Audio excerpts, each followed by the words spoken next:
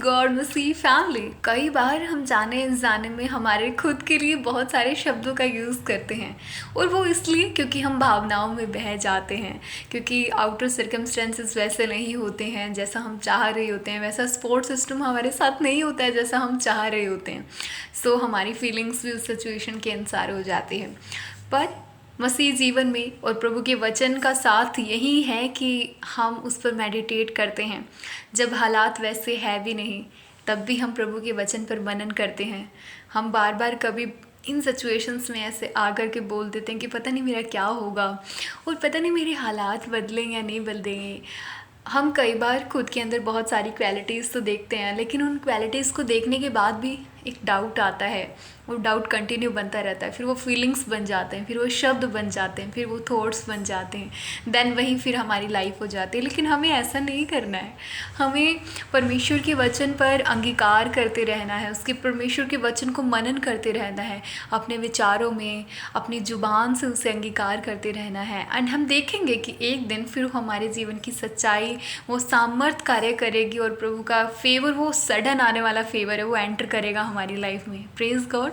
सो हम ये इस डाउट को बार बार ना बोले कि मेरा क्या होगा, क्या होने की जगह हम विचारों में कुछ अलग थॉट्स को ग्रहण कर सकते हैं, उन्हें मनन कर सकते हैं, अपनी ज़ुबान से कुछ अलग शब्दों को बोल सकते हैं। और जब हम बार बार मनन करेंगे, उसे बार बार अंगीकार करेंगे, सो हमारे हृदय में बैठ जाएगा। जब हृदय में बैठ जाएगा, विश्वास मजबूत हो जाएगा। फिर देखेंगे उसकी फेवर को हम आते हुए। सो हम बोलेंगे, हम ये नहीं बोलेंगे कि मेरा क्या होगा, हम बोलेंगे कि मैं प्रभु यीशु मसीह का चुना हुआ वंश हूँ, मैं प्रभु यीशु मसीह की चुनी हुई संतान हूँ, मैं बहुतायत में चलने वाली संतान हूँ। बहुतायत मेरे जीवन का हिस्सा है, बढ़ोतरी मेरे जीवन का हिस्सा है। हालेलुया। वो परमेश्वर का फेवर मेरी लाइफ का हिस्सा है। हम नहीं बोलेंगे कि मेरा क्या होगा, हम बोलेंगे कि मेरी लाइफ के लिए एक महान और बेहतरीन योजना है जिसे मैं अपनी लाइफ में आता हुआ देख रहा हूँ। उस महान योजना को मैं प्रकट होते हुए देख रही हूँ, जो परमेश्वर ने मेरे जन्म से पहले मेरे लिए रखी है।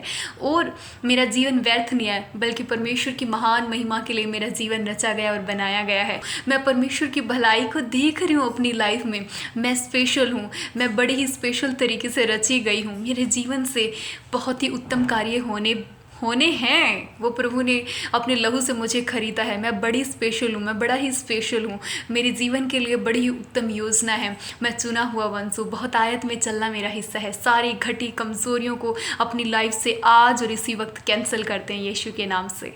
आइए इन शब्दों को अपनी लाइफ का हम हिस्सा बना लें और उस फेवर को अपनी लाइफ में देखें। आमीन।